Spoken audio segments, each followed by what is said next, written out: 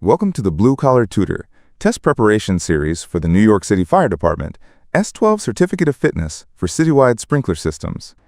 This series will provide you with a convenient review of the material for the written exam. This preparation course includes information taken from the 2008 New York City Fire Code, Chapter 9, Fire Department Rules, Chapter 9, and the National Fire Protection Agency, Standard 25, 2002 edition, for inspection, testing, and maintenance of water-based fire protection systems.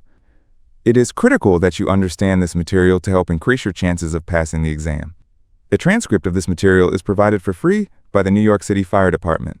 See the link in the description below to upload the transcript and additional reference guides that you'll need to familiarize yourself with for the exam.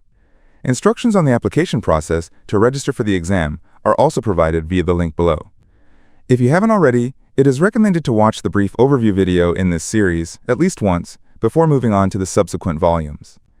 After an initial run-through of the entire series, refer back to these volumes as often as you need until you feel confident with the material. Once you've familiarized yourself with all of the material in this course, continue on to the practice test sections at the end of the series. There you will find over 200 questions to test your knowledge of the material.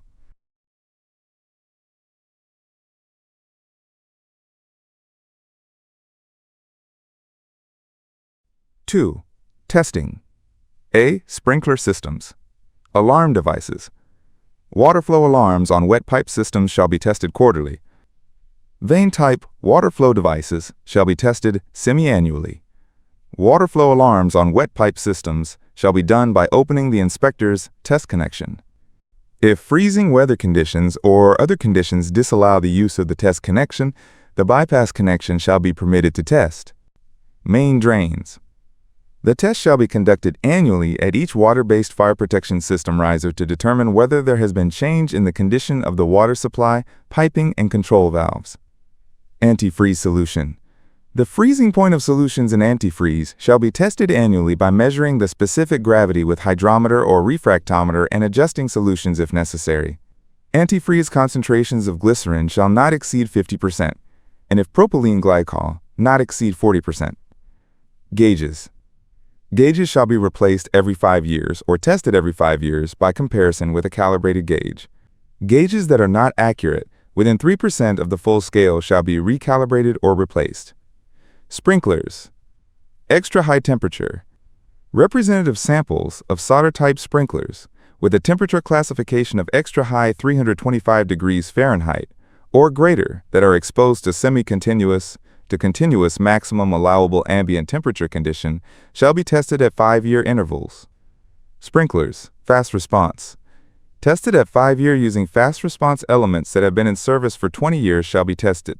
They shall be retested at 10-year intervals. Sprinklers from sample areas that do not pass performance standards shall be replaced. Old sprinklers. Where sprinklers have been in service for 50 years shall be replaced, or representative samples from one of more sample areas shall be tested. Sprinklers from sample areas that do not pass performance tests shall be replaced. Test procedures shall be repeated at 10-year intervals. All sprinkler heads manufactured prior to 1920 shall be replaced. B. Fire booster and special service pumps. Pump operation. A weekly test of fire pump assemblies shall be conducted without flowing water and shall be conducted by starting the pump automatically. An electric pump shall run a minimum of 10 minutes and diesel pumps shall run a minimum of 30 minutes.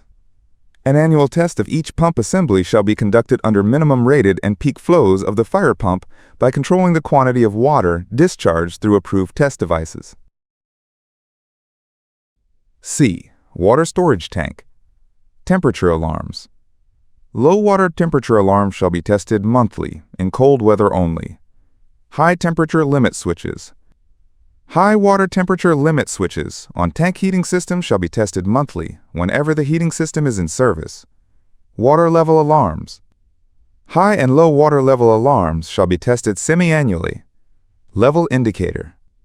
Level indicators shall be tested every 5 years for accuracy and freedom of movement. Pressure gauges. Pressure gauges shall be tested every 5 years with a calibrated gauge according to the manufacturer's manual. Gauges not accurate to within 3% of the scale of gauge being tested shall be recalibrated or replaced. Valve and valve components. Main drain test. This test shall be conducted annually at each water-based fire protection system riser to determine whether there has been a change in the condition of the water supply piping and control valves. Water flow alarms shall be tested quarterly in accordance with the manufacturer's instructions. Control valves. Each control valve shall be operated annually through its full range and returned to its normal position. This test shall be conducted every time the valve is closed. Post indicator and outside screw and yoke valves shall be backed a 1/4 turn from the fully open position to prevent jamming. Valve supervisory switches shall be tested semi-annually. A distinctive signal shall indicate movement from the valve's normal position during either the first 2 revolutions of a hand wheel or when the stem of the valve has moved no more than 1/5 of the distance from its normal position. Pre-action/deluge valves.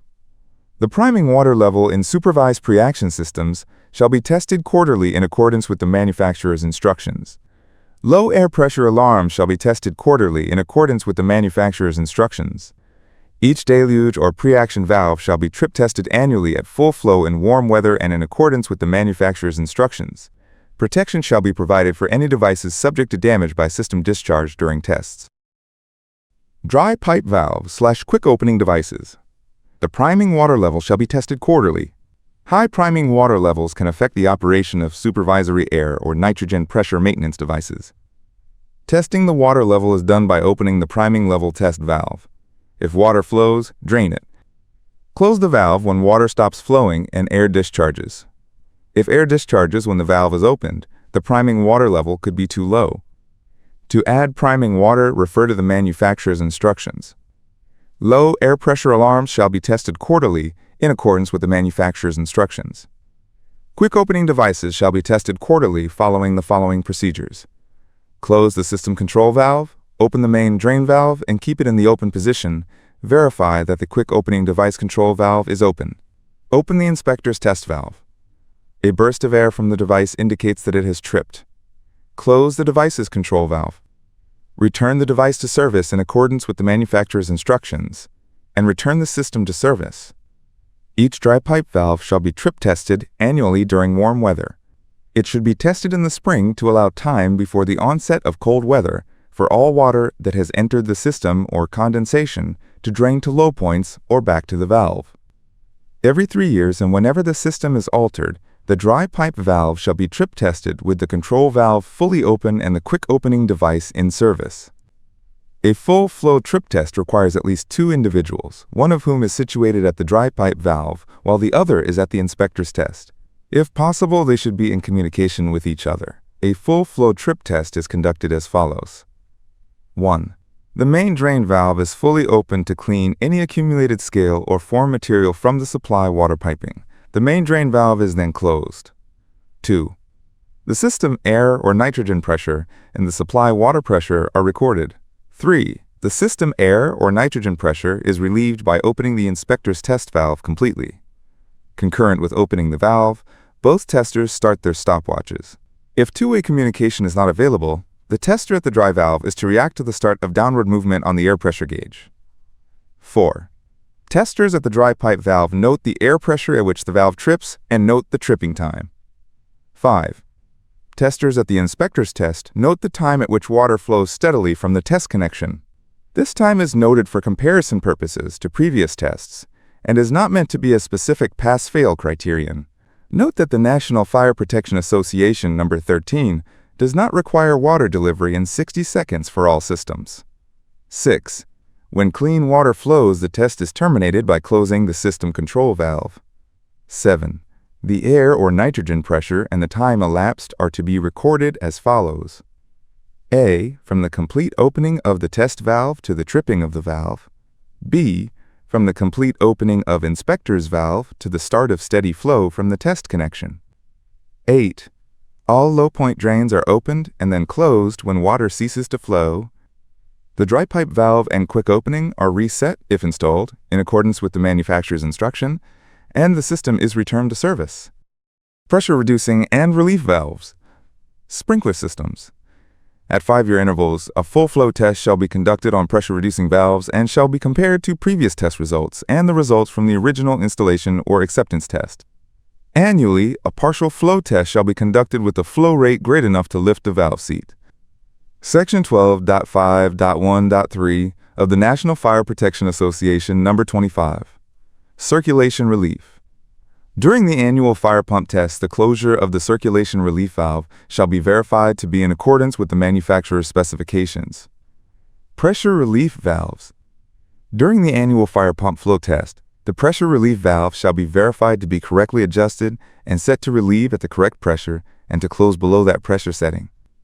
Sprinkler systems equipped with hose racks. A full flow test shall be conducted on each valve at 5-year intervals and shall be compared to previous test results. Backflow prevention assemblies installed in fire protection system piping shall be tested annually in accordance with the following. 1. A forward flow test shall be conducted at the system demand, including hose stream demand, where hydrants or inside hose stations are located downstream of the backflow preventer. 2. A backflow performance test, as required by the authority having jurisdiction, shall be conducted at the completion of the forward flow test. 3. Maintenance. A. Sprinkler systems. Obstruction investigation. An investigation of piping and conditions shall be done every 5 years by opening a flushing connection at the end of one main and by removing the sprinkler toward the end of one branch line for the purpose of investigating for the presence of foreign organic and inorganic material. Low point drain dry pipe system shall be drained after each operation and before the onset of freezing weather conditions. B. Fire booster and special service pumps. A preventative maintenance program shall be maintained on all components of the pump assembly in accordance with the manufacturer's recommendations. If there is no manufacturer's recommendations for preventative maintenance, use Table 8.5.3 of the NFPA number 25, 2002. C. Water storage tank. Water level. The tank shall be maintained full or at the designed water level. Drain silt. Silt shall be removed during interior inspection, semi-annually, or more frequently as needed to avoid accumulation to the level of the tank outlet. ESCF, embankment-supported coated fabric suction tanks. The maintenance of ESCF tanks shall be done according to the tank manufacturer manual. D-valve and valve components. Control valves. The operating stems of outside screw and yoke valves shall be lubricated annually. The valve then shall be completely closed and reopened to test its operation and distribute the lubricant. Pre-action/deluge valves. During the annual trip test, the interior of the pre-action or deluge valve shall be cleaned thoroughly and the parts replaced or repaired as necessary. Dry pipe valves/quick opening devices. During the annual trip test, the interior of the pre-action or deluge valve shall be cleaned thoroughly and the parts replaced or repaired as necessary. The material covered in this chapter is repeated in Chapter 13 in the form of checklists of all required inspection, testing, and maintenance for water-based fire suppression piping systems. Chapter 13 will not be covered in this series. Those exact checklists will be provided to you when you take the exam at the fire department facility. While you need not memorize all of the information in this chapter, this is a timed exam. The checklists consist of approximately 22 pages, and you will only have an average of 2 minutes to answer each question. The more familiar you are with this content, the faster you will be able to locate the information in the booklet when questions pertaining to this material come up on the test. It is highly recommended that you download all 22 pages of Chapter 13 from the FDNY website, have the checklists printed out, and have the physical copies to refer to when taking the practice test. Repeatedly referring to physical copies of the actual checklists used in the exam while taking repeated practice tests is the best way to prepare yourself to handle those particular questions and complete the test in the allotted time.